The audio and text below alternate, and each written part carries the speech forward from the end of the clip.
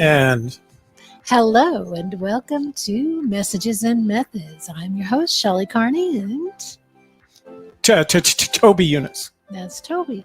Tonight we're going to be talking about the evolution of blogging, how it got started, how Toby was a big part of it, and where it's at now, and what we're going to do with it now and in the future.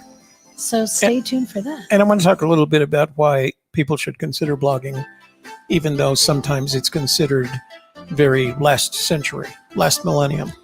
But in the context of expanding your social media presence, it's a great tool for it, especially if you're not comfortable in front of cameras, like you are.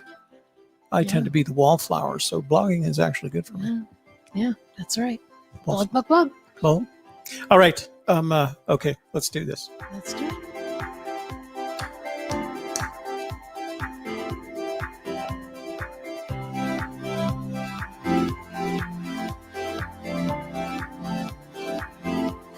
If you are in your 50s or older, we've got something wonderful to share with you. Do you want to produce a live stream, podcast, and blog to quickly expand your brand and business? Or would you like to visit with us, tell us your story and share your message with the world?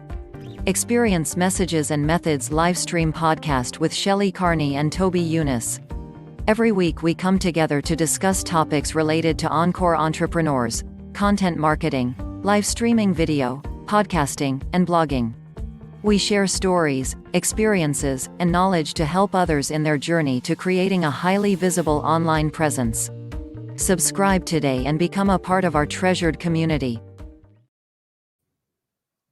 Wait, one more.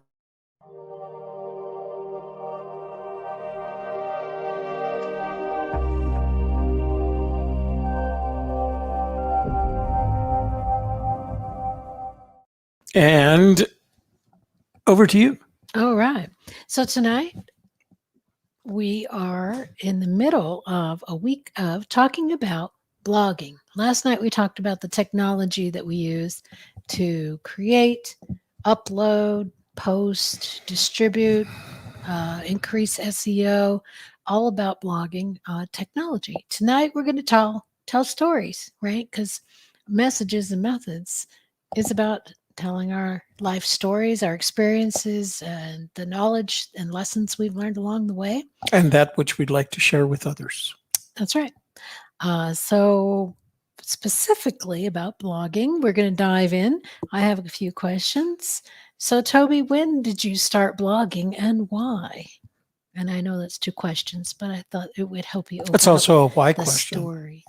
You're Why did you start blogging? You're breaking all my journalism rules. I know, but basically, I could reword it if you want. Why? What was your reason for doing it? So let's start with when I started in around 1999 with a product at the time that was called TypePad. It was one of the premier blogging platforms. There was no Blogger, there was no Google, there was no platform, no Tumblr out there, no WordPress. And it was around for a long time. It was through probably the mid to late 2000s.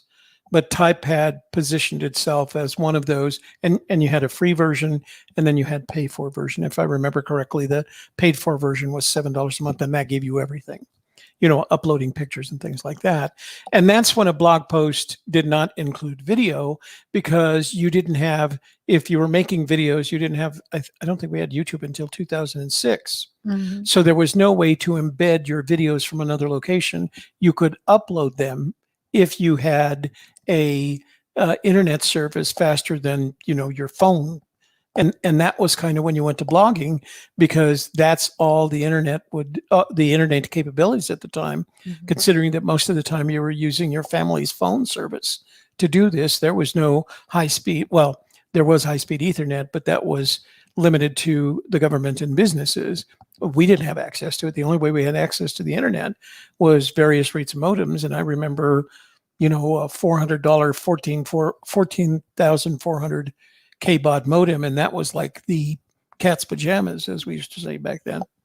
So blogging was a cool option because it didn't require a lot of bandwidth. And if you were a storyteller, and so as a documentarian, as a trained journalist, a journalism major, um, one of the things that I always wanted to do was tell stories, whether they were mine or somebody else's. Generally speaking, I spent most of my career telling other people's stories. But as I got progressively older, I found out I had some pretty interesting stories of my own, and I wanted to share them with people. And because I couldn't do video making, I couldn't do streaming. None of those tools were available to me. My only choice was blogging. And not that, and we talked about this yesterday, not that I perceived myself as a great writer, but it gave me the opportunity to express what I was experiencing, share it with others. And because blogs were kind of the only alternative in terms of social communication to AOL's chat rooms, right? Because those were the limitations. That was social media at the time, an AOL chat room. But a blog was another way of communicating, and you could write a story, go into a related AOL chat room, tell them about your blog, and then go and visit it, read the story, and comment on it. So it was that same feedback loop, outbound, inbound, that we use today on things like Facebook and Twitter and YouTube and all those others. That was as close as we got to engaging in feedback that was based on our creativity. Some established blogs that have photos in them. Some went through the trouble of uploading videos and things like that. But for the most part, it was words generally and occasionally supported by images. And it satisfied that need to communicate your thoughts to the outside world and have some feedback come back to you. So the why, the when, we went to the Wayback Machine, we found material as old as 2004. So that was what, 17, 18 years ago? Mm-hmm. But I started in late 1999 because that's when I had been sailing probably since the 80s on the Chesapeake Bay. But in 1999, I got my last boat, a Cal 30. And all my boats had been named a Gypsy's Kiss, but this was a pretty impressive boat, and I did a complete restoration on it. It took me 2 seasons to get it completely restored and looking like it was brand new, even though at the time it was a 1977. So at the time it was 20 years old, but it looked like it, by the time I was done with it, it came out of the plant. So I just wanted to tell that story of restoring the boat. Restoring is not the right word.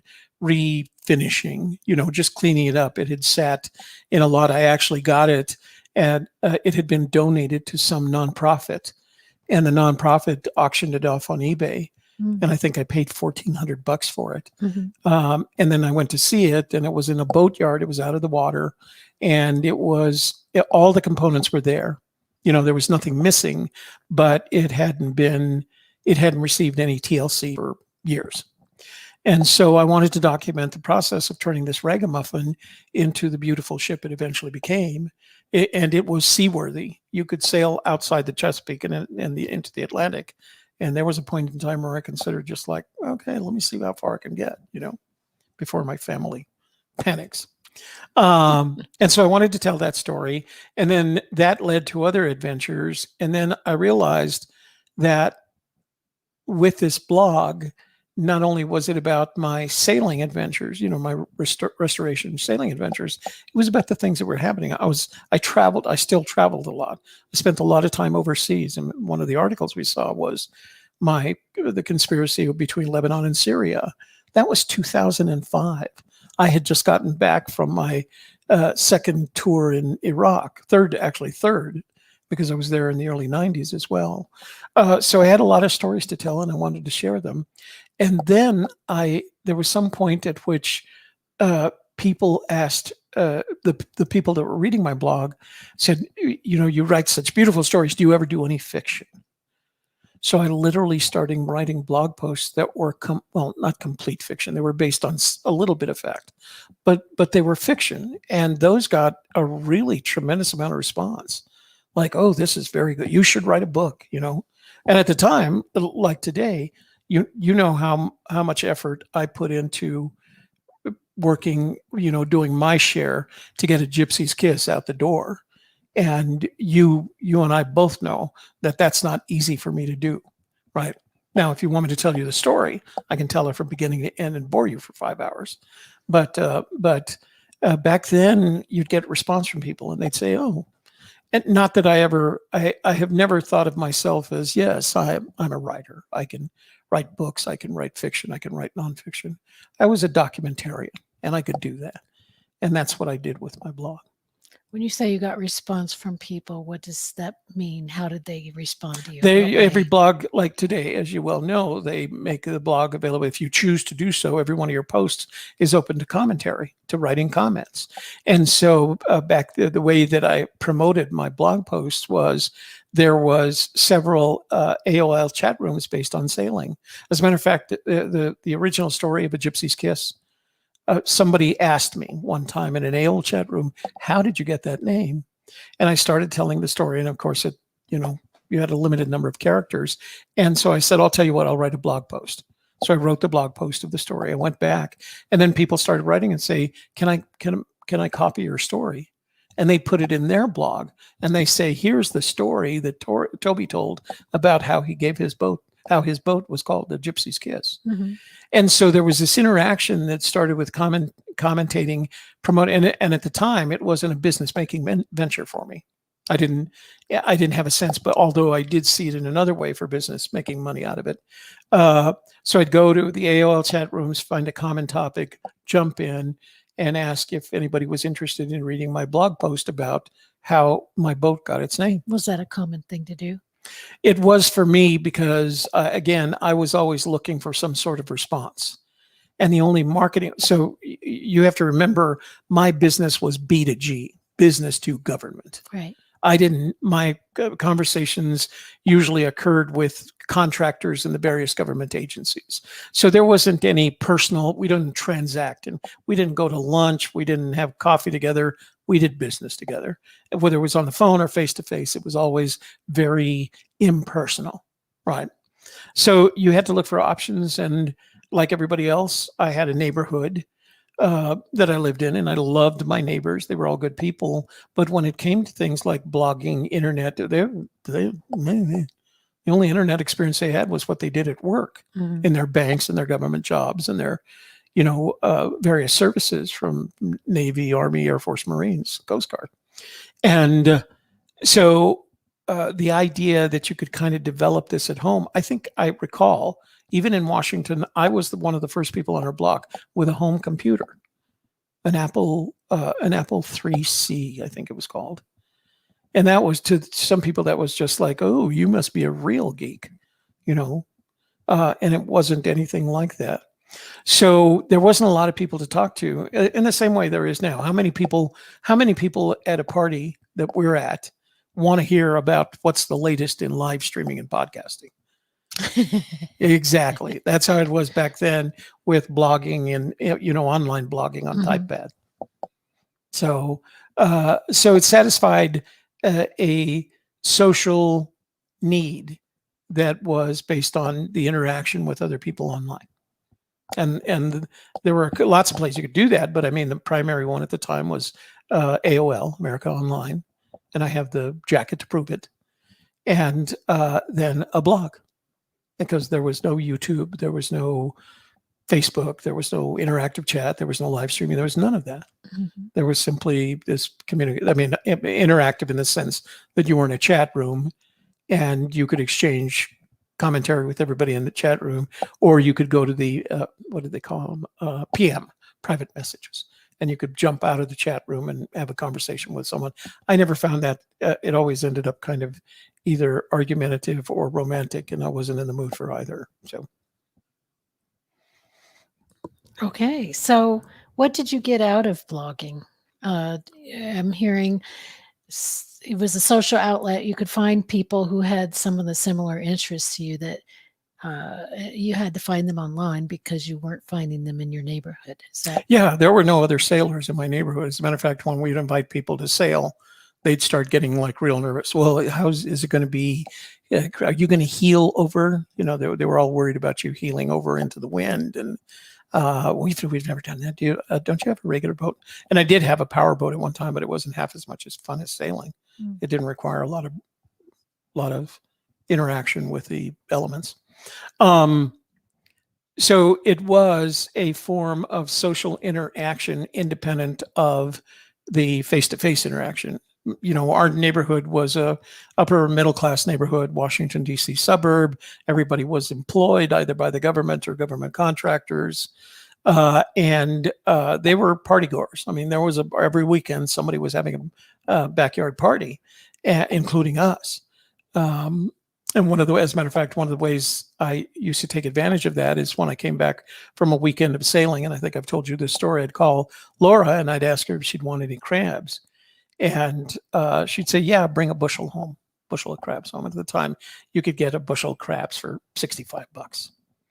And so I'd tell her on the way, and I'd pick up some corn and some sausage and some other things.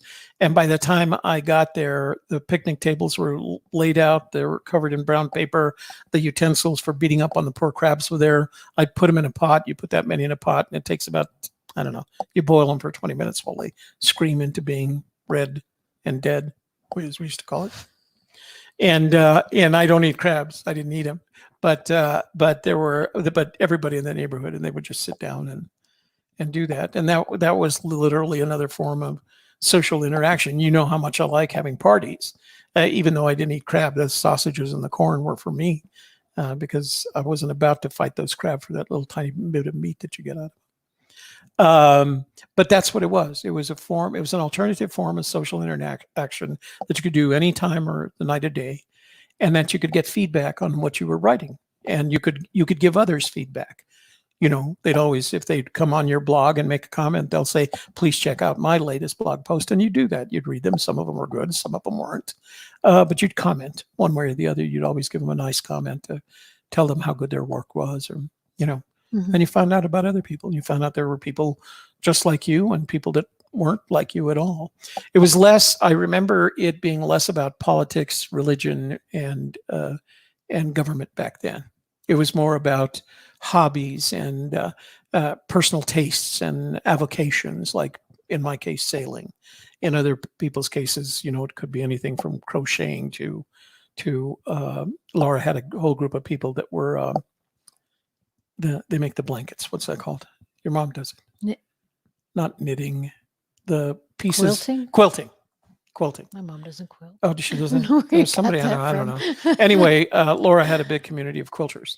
And so I showed her, look, there's blogs about quilting and there's women that are quilting. There was no Pinterest. There were none of these other products that developed. So it was one of the few products where you could interact with others online and not be limited by time, or what I used to refer to as time or space. You don't have to be in the same time zone, and you don't have to be in the same location. So how has blogging changed and evolved since the early days? Well, it has become more visible. It is dominated by the influencers, because there are blogging like any other, and it has become more, what's the right word for it? More categorized, right? There's niches. Mm-hmm. There's the hobby niche. There's the boating niche. There's the power boating niche. There's the sailing niche. There's the liberal Democrats niche. There's the conservative Republicans niche. There's the Trump, so it's more, it's characterized by everybody's found a little box to fit themselves into that may or may not be, there are blogs where people talk about their life, but it is rare anymore that you say, if Laura had started, she might have talked about, oh, today we got another foster baby. And then she would talk about what it was like to get the new foster baby and the experiences that she had and what she was doing. So a mommy blog. Well, and that's what it became. Yeah. Right. So before it was Laura talking about, now it's a mommy blog, right. And she's an influencer. Mm-hmm. And she's looking not only for people to read her blog, she's looking for people to buy the products that she's selling on Amazon. So I think that's where it's like everything else in life, it eventually ends up, if you can't generate revenue with it, mm-hmm. then why do it? Right. commercial. It's very commercial. It's commercial, and that can be both good and bad. But it is rare that you go to a blog, whether it's that's successful, right? That's getting a lot of views.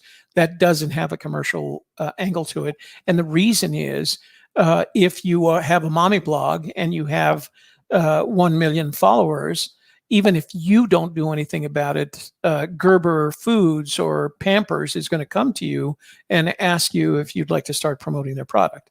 That's how influencers are born, right? Right. Influencers are born by building up a big following and then waiting for the commercial enterprises to come to them and say, "Would you mind marketing my Pampers?" And the nice thing about it is, back in the olden days, there was always the ROI. If you want to make money selling my Pampers, I have to sell 2 million Pampers, right? And then you'll get it. That was and I'm just using that as an example. The old ROI model was thrown out with influencers. Influencers don't have to produce fixed results, right? Nobody comes to them and says, "I want you to promote my cologne on your Instagram account." Because they're not a salesperson, they're a brand. Right. That's exactly it. That's what an influencer is, right? They've established a brand and they have a following that literally listens to every word that comes off out of their lips or puts into their Twitter account. And the other thing that's occurred in that is that the blog post of 2,000, 2,400 words, which at the time was a decent blog post, has been reduced to 240 characters on Twitter, an image with a couple of comments and a bunch of hashtags on Instagram, a 60-second video, or 15 to now they have up to 3 minutes, but up to 3 minutes video on TikTok. So if someone were to say to you, "I write a 2,400 word blog post every day and it has good content," you're going to struggle with getting readers of your blog if you don't have an Instagram account or a Twitter account or a TikTok account, including YouTube and Facebook, to push them there, right? Yeah. But the influencer comes, you might have an influencer's blog, but I guarantee you that influencer's blog is connected to other social media platforms that don't require 2,400 words. Well, it seems to me now, there were experiments done with children over the past many decades where they would offer the children a task to do. And for some of the children, it was just the pride of having completed the task. And other children received a reward, and they were told, "You'll get a reward, or you'll be basically paid with, a toy or a snack or something if you do this job." The children who were given the job, the task, for the joy or the pride of having completed it, not only completed the task, but they then went on and did more. For instance, if they were doing a crossword puzzle and they finished the one they were assigned to do, then they would go on and do the next one because they enjoyed it. The ones who were paid to do it only did exactly what was required and no more to get that reward. It seems to me that blogging has been following that path. In the beginning, everybody was blogging to share their lives, Right. to connect with others, Right. to just express their creativity, and they did it for the enjoyment. Now it's become a commercial enterprise. Why should I blog? What's in it for me? Right. Am I going to make any money at this? How soon can I make money? And it's become that.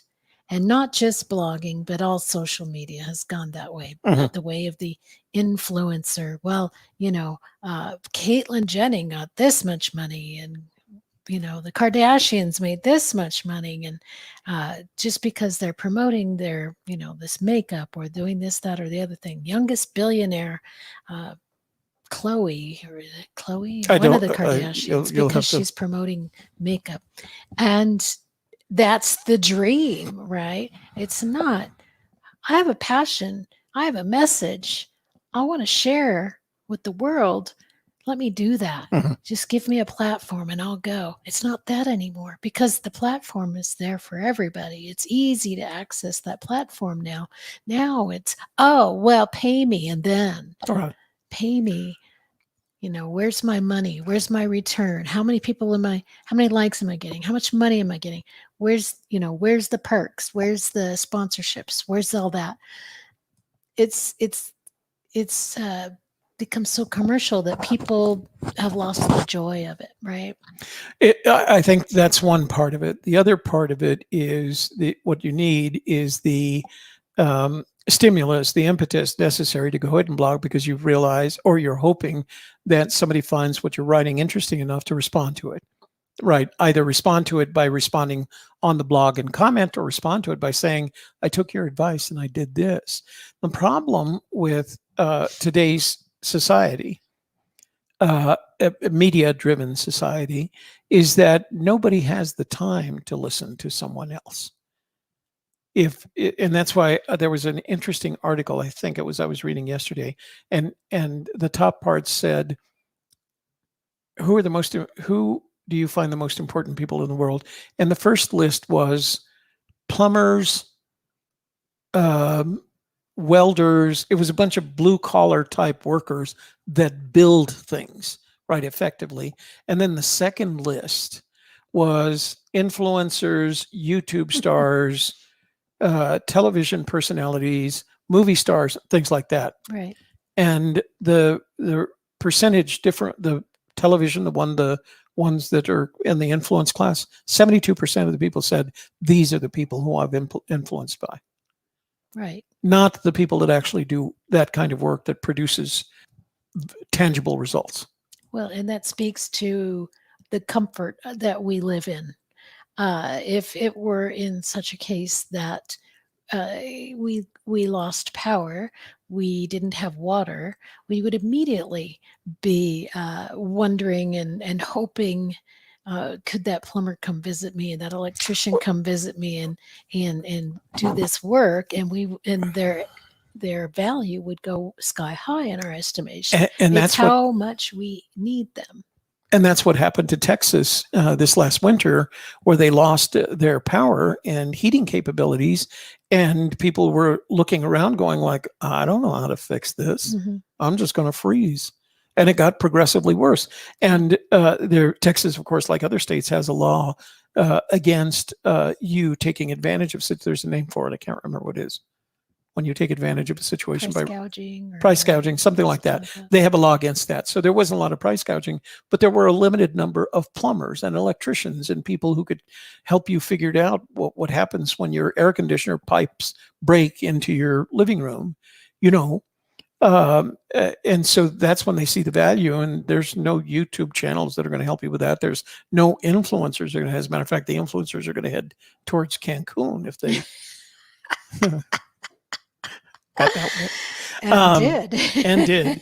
But yeah, I think that's the challenge. And I have to admit that part of what we recommend to people is that you look at these as a way to express your expertise in order to generate an income. And this simply is another form of that. But the advantage is, we have that one client, Coffee Brown, Dr. Coffee Brown. And you guys know the story by now because I've told it more than once, and maybe some of you experienced it. But Coffee called us way back at the beginning of the pandemic, and he said they'd like to do a show on the pandemic. And he actually asked us, what would that cost me? We said, nothing. Let's go ahead and do it. We had a show on Monday night that we weren't having very much fun with anyway. I don't even remember what it was. Or did we move stuff around? Yeah. Anyway, so he told him, let's do this every Monday night. Move stuff around because you let go of I let World go of Sand things. Project. Yeah. Oh, okay. So every Monday night for 37 weeks, we talked about the coronavirus. No, it wasn't every Monday night. We went to every other Monday after. Oh, we did? After a couple of months. All right. So anyway, the point is, there was no need for us. There was no revenue being generated for anybody about that. And we used to ask Coffee, how do you feel about it? There's no money that's going to be made here. You're not going to get there's not enough money to get YouTube revenues to keep everybody happy if we got that many views. And he said he was okay with it. And then after that was done, after we decided to shut that down, he called us a couple of weeks later and he said, I want to start interviewing doctors in specialty areas of medicine. We said, okay, that's where the What's New in Health and Medicine came along. He does that once a month. He has these we get to sit in on him. He has these really interesting conversations with these doctors that have areas of specialty. The last one was disaster medicine. And who knew? Who knew there was a specialty in disaster medicine? We just thought all the EMTs ran in that direction. But so we asked him, well, why do you want to do this? And he says, I want to leave a legacy behind. Because once you meet Coffee Brown, you learn real quickly that his brain is filled with everything. He was over at my house for a party this last weekend. We ended up in a conversation with Shelley's son about the various forms of Marxism and why Mao Zedong and Karl Marx never gave credence to the capitalism was going to win. It was just like he picked up on it and he started playing the Socratic method, and he started asking Shelley's son Jared some pretty tough questions. Now, honestly, he did a real good job of answering them. But he's a doctor. Why does he want to have a conversation? How does he want to have a conversation on the politics of Marxism? Or actually the economics of Marxism versus capitalism. So we had this really cool conversation with him, and that's Coffee Brown. He's got a legacy, and he wants to share that. And if he never gets any recognition for creating a YouTube channel called What's New in Health, he doesn't care. He knows it's there, and he knows he's doing the right thing for him. So, okay, I would like to. Well, we're going to talk a little bit about why is blogging still important for entrepreneurs, but let's go take a step back first. And I would like for you to show the blog that we found from 2004, 2005. iPad. Just give people an idea of what it used to be like, what types of things you were writing about. And all right, let's switch over. Let's open this up. All right. To the Wayback Machine. So we went to, as you can see up here, we went to the Wayback Machine, and we found these articles. The oldest one at the Wayback Machine was Sunday, December 4th. And the article is entitled My Crush on Susie Pats. And at the time, there was a producer of video control technology, software and hardware, and it was called Serious Magic. Now, there is another one right now called Black Magic. There were two different companies. Serious Magic eventually. So anyway, they had a woman who used to do their training videos, and she was so good that I ended up, crushing on her. So I ended up establishing and appointing myself the president of the unofficial Susie Pats fan club of the universe. And if you wanted to join Susie, you could join Susie. You could join the fan club, etc. And it was just, that was something.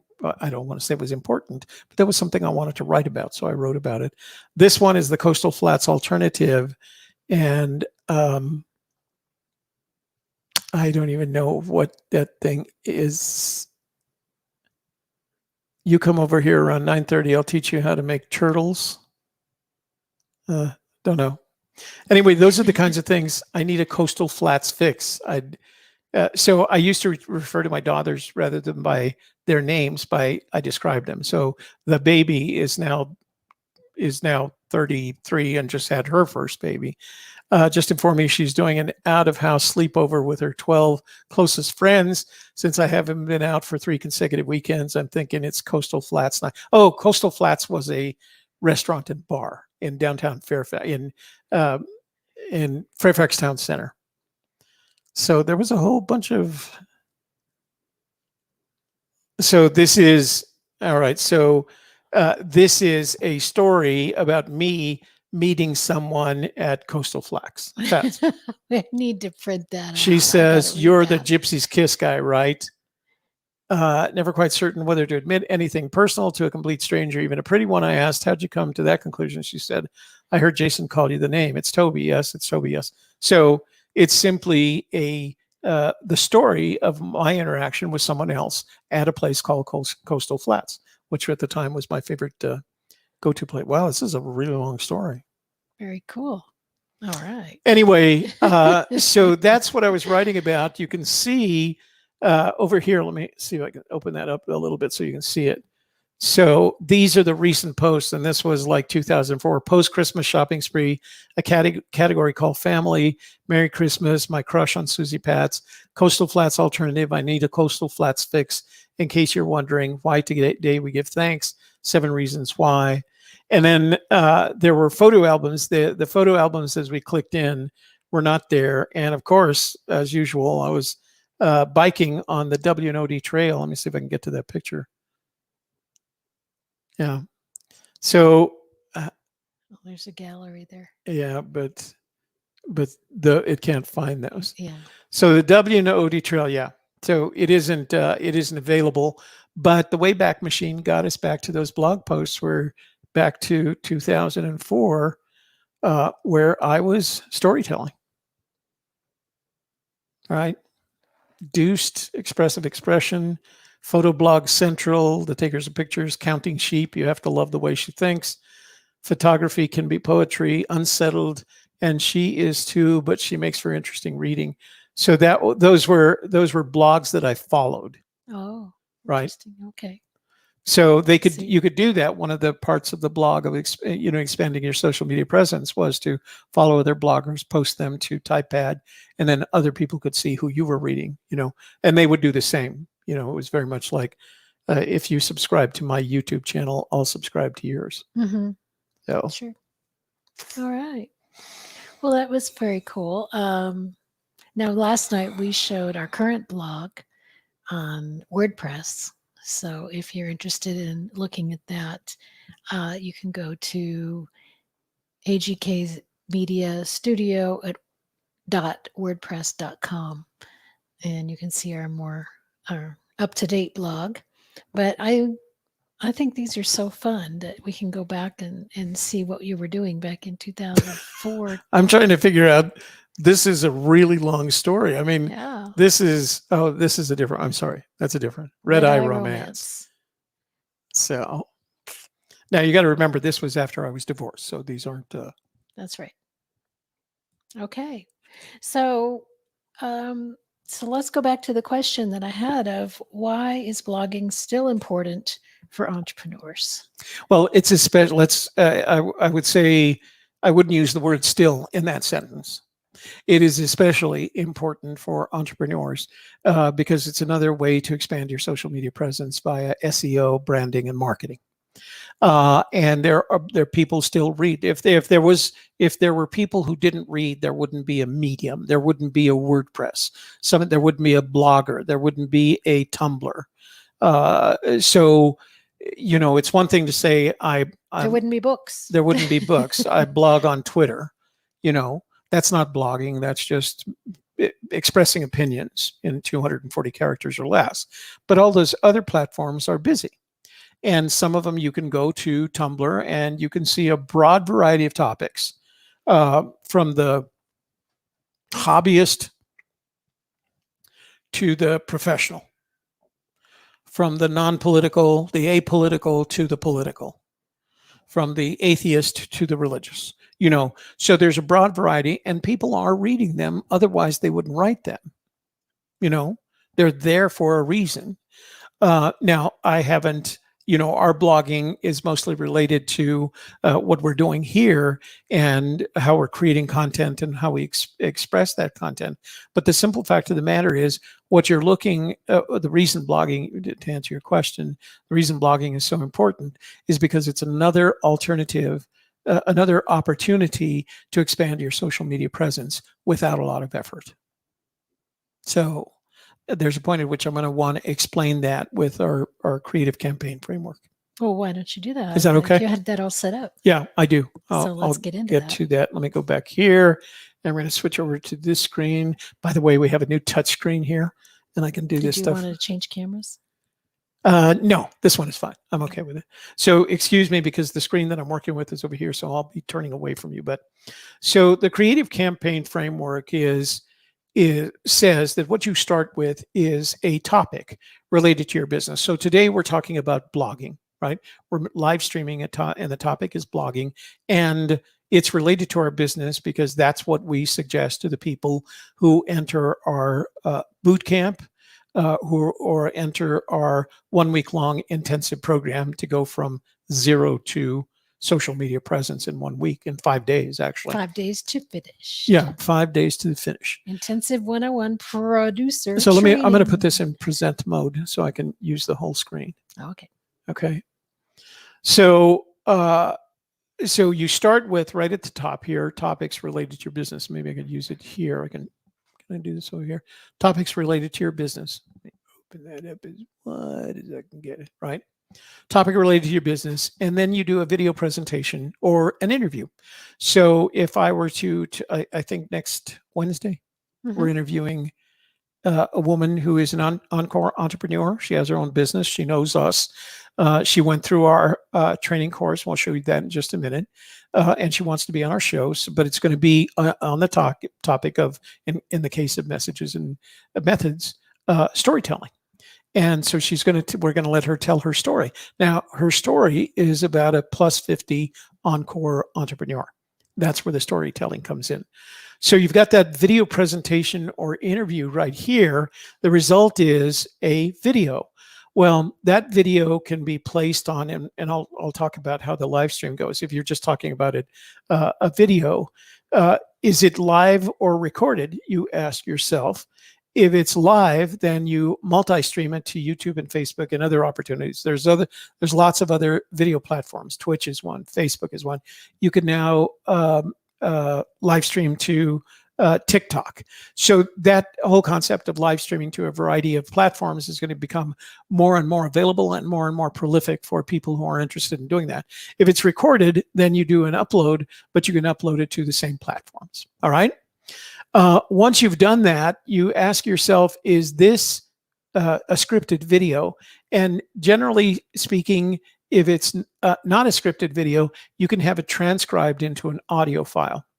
And once you have that audio file, you can create a podcast from that using Anchor FM.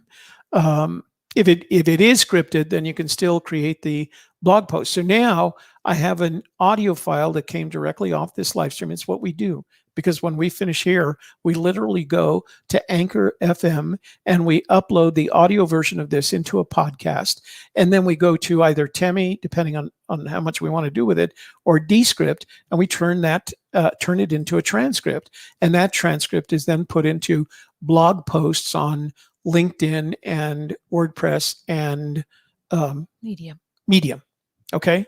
So the advantage to doing this is why it's so important is, number one, blogging is easy because you don't have to do a lot of writing.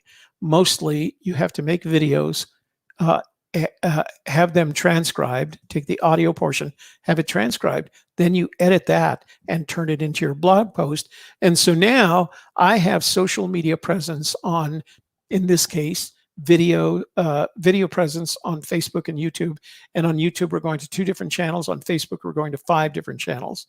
I also have presence on Anchor FM, which is a podcasting platform, a distribution platform, and it distributes to Google, Spotify, Reelcast, Pubcast, et cetera, et cetera. I think it does up to 10 different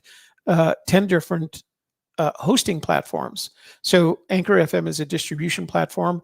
Spotify is a hosting platform. It automatically distributes it to those 10 platforms. You don't have to do anything. Just put it up on Anchor FM. And then after I transcribe it, I can make a blog post and social media post. But let's say, here's my fascination with this and why I love the idea. I have in the past talked about a gentleman whose name is Studs Terkel. Studs worked for a radio station in Chicago back in the 50s. And one day, someone bought, the company bought a portable Wallensack recorder. Wallensack was a big name at the time. It was expensive, but it was portable. It had a battery. The battery was as big as the electric battery in my electric bike. It was huge, but he could sling it over his shoulder. He could go out, he could switch it, and it was reel-to-reel tape, right? Mylar tape. And he could go outside and he could start talking to people. From that day forward, Studs Terkel quit being a radio announcer. Actually, he wasn't even an announcer, he was an engineer. He quit being a radio station engineer and became an interviewer of what he called plain folk, the American on the street. And he went all over the United States to do that. Actually, he went over the world. And every couple of years, he would publish a book on a topic that was related to the conversations that he was having. And there was very little editorial in it. He would write the foreword to the book. He would write introductions to the chapters, and then he would just present the interviews and the conversations he had with individual Americans on various topics. World War II, coming out of World War II, etc. I want to do one now on 9/11. And all I would have to do is have conversations, and every one of those. So imagine if I had a show on YouTube where I was streaming my conversations with people who have memories of 9/11, then I transcribe that. It becomes a blog post, and I take that transcription and I upload it. I format it, and eventually I upload it to KDP, Kindle Direct Publishing, which is the Amazon publishing product, which is how we built A Gypsy's Kiss, our last book. And I turned that into a book, Americans' thoughts on 9/11. But all you did was do an interview on a live stream. So you're constantly expanding with just one little conversation like today, right? If I wanted to write a book from this, we'd transcribe it, we'd edit it, and it would be part of a book called Expanding Your Social Media Presence. And the topic of this one would be why you should blog, right? And what benefit is there? But as you go down here and you see all these things that you can create from them, that transcript, you can create blog posts, chapters for a book, lead magnets. Show them one of your lead magnets. Here, I've got one here. Here's one called Client Attraction. There's another one called Podcast Star. So you can create those lead magnets to generate email lists, people on email lists that you can send more information every time you write a script or do another blog. And then the other screen. Oops. And then and they're already in their email course worksheets and resources. And a lot of the things that we develop for our courses actually come as the result of conversations that we have on this and other of our programs, because we realize that people who are struggling with these technologies now, trying to develop a platform for this social media presence, the plus 50 crowd, they're experts at something.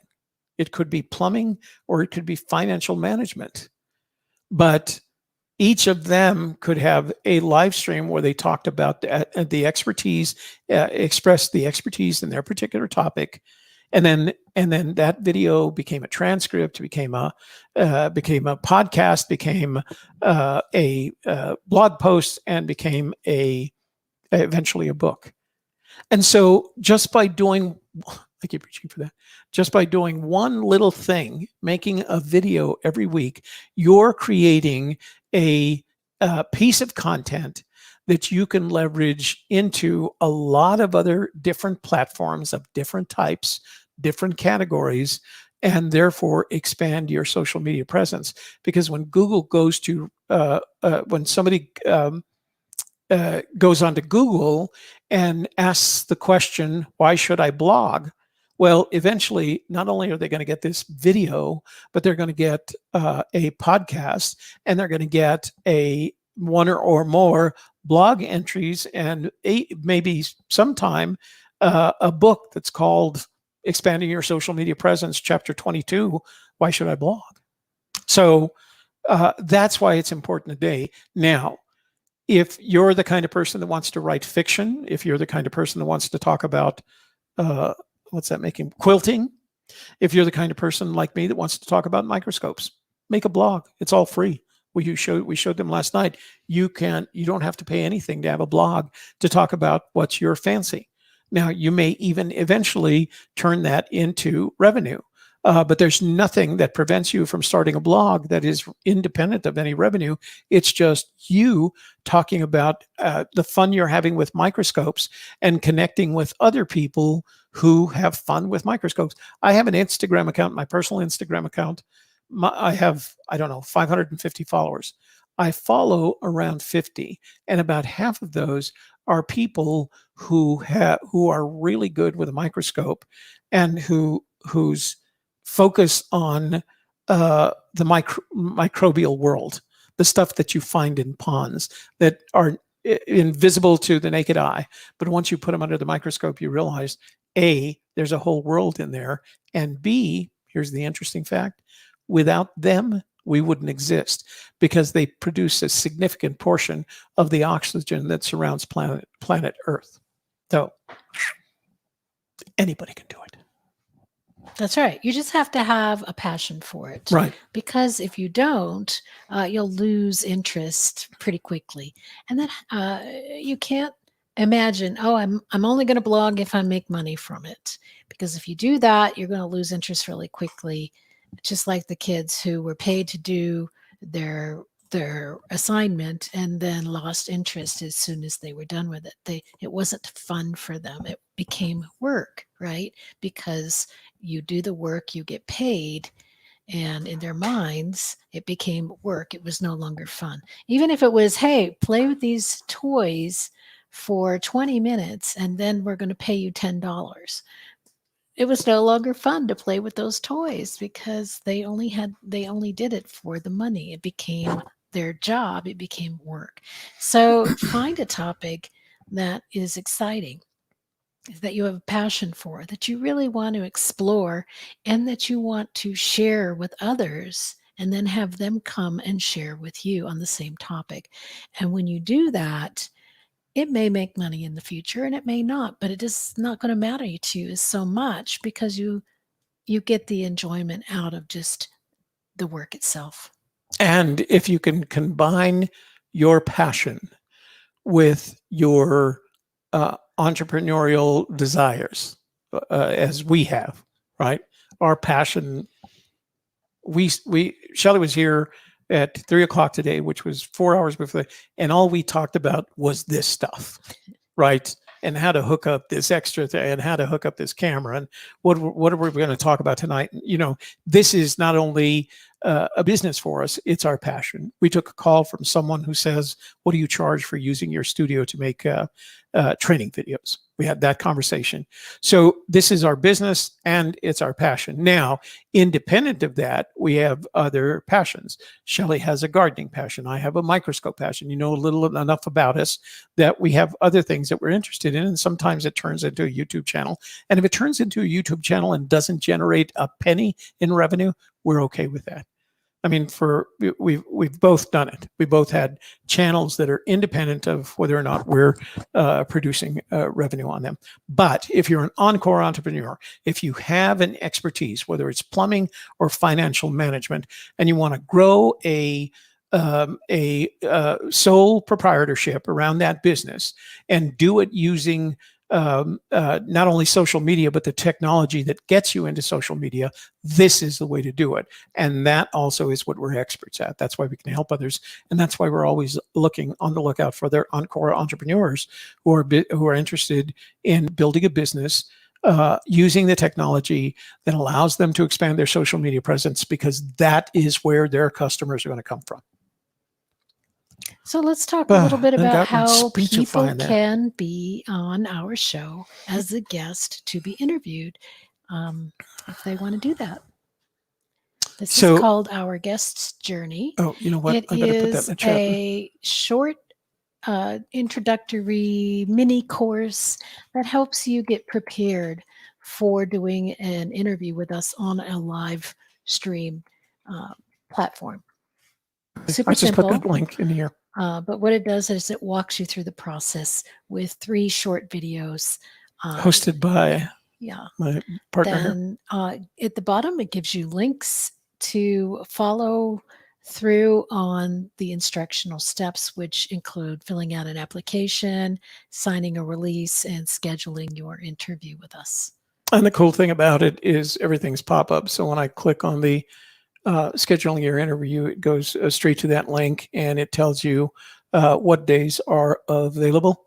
We know that on the 14th, someone's already booked that time, so it's not available to you, but the other days that are available are listed there. And then the nice thing about what Shelley does with these videos is that she explains effectively how to be not only a good guest, but a productive one, so that you get the opportunity not only to tell your story, but to provide a call to action to tell people what they can do to reach out to you or get in contact with you or get a freebie. All of that is explained in these very nice videos that Shelley's prepared on this page. So if and you're you can get there. interested in being on a show with us on a Wednesday night to tell your story and to connect with our audience and maybe even bring along your own audience, then make sure to follow through on that. And Toby's got the link up there for you, and it will also be in the description box. Below this video. I'm going to take you over to Creative Campaign Producers Training. All right. So this is a brand new training that we just put up. We're very excited about it. And it basically teaches you to be a creative campaign producer. The framework, the creative campaign framework that Toby went over with all the little boxes and how things are all interconnected and how you can leverage your content, that is explained in the training, and it offers you the opportunity to become a producer as well. And we are here to support you to become a producer. So if you go to this site, you'll be able to watch the videos, take the free training, and get to learn all about what it is that we do and how we do it and why we do it, and then how you can become involved in that as well. So this is a very short video. I'm going to play just the beginning of it. I don't know. Can you hear it up there? There's no audio. Oh, I disconnected the audio from the touchscreen. Right. So if you listen to that video, it explains everything that you need to do. You go down here, enter your name and your email address, press the green, yes, I want the training now, and you will be taken to the page that has the 5 video training, and it's free. Yeah. And it gives you all the basics of understanding what to do to become a live streaming producer. And then you get the opportunity. We offer you a free 1-hour consultation, I guess is the best way to describe it, to see where the roadblocks are and what you'd like to do about them. All right. Yeah. Okay. I think, did I have another one? No, that was back to Gypsy's Kiss, Women in My Life. Well, I have to read that. That was 2004 when I did have, I have women in my life. They're just so grown. That's blogging in a nutshell. It started in the late 90s, basically on the internet. There were, of course, other blogs, more primitive things that were started way before then, I'm sure.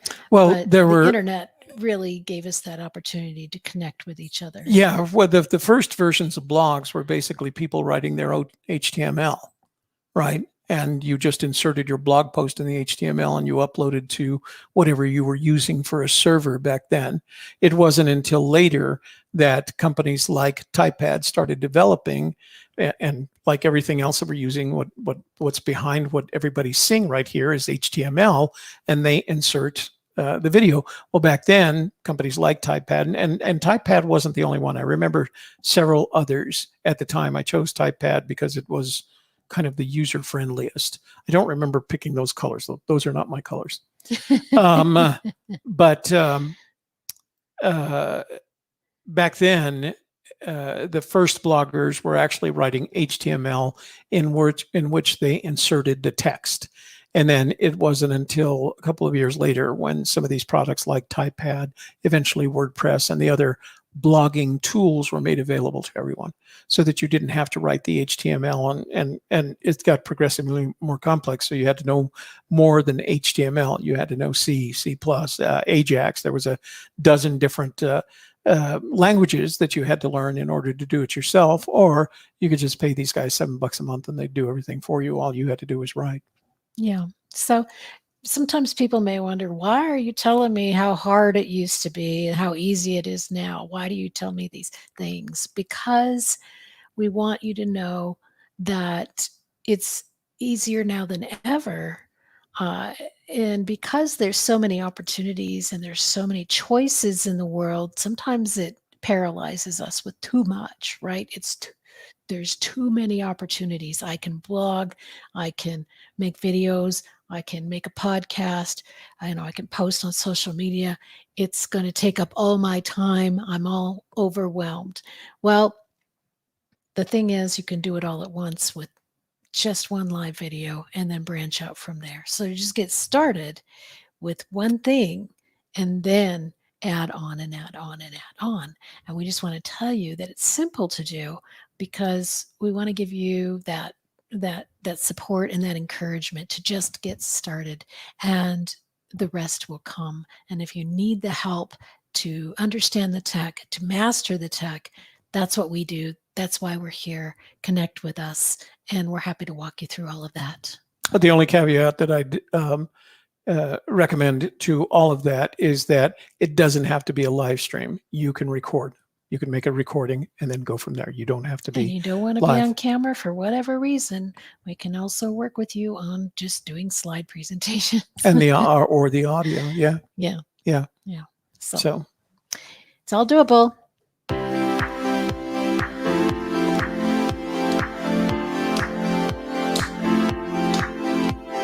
and Thank you all for being here tonight for Messages and Methods. And I am your host, Shelley Carney. And I just want to say, I hope that you got a lot out of our blogging conversation this evening. And you'll join us again tomorrow when our topic will be why entrepreneurs should start a blog. And we're going to dive more deeply into the content marketing aspect of this and how it affects the entrepreneurs. So be here tomorrow, same time, on the Shelley Carney live stream coach channel or in our Facebook group, Leveraging Your Content. Yeah. By the way, I'm still looking for someone to take this this piano. If you can move it, you can have it. I don't know what to do. I don't play the piano, so. Oops, I didn't want to do that. I wanted to do this. Thank you for joining us for the AGK Media Studio podcast with Shelley Carney and Toby Younis. Please subscribe, leave a great review, and comment with questions or ideas for future shows. Share our podcast with your family and friends and discover how you can become a creative campaign producer at agkmedia.studio or join our Facebook group, Leveraging Your Content. Check the show notes for links and resources, and please come back again next week.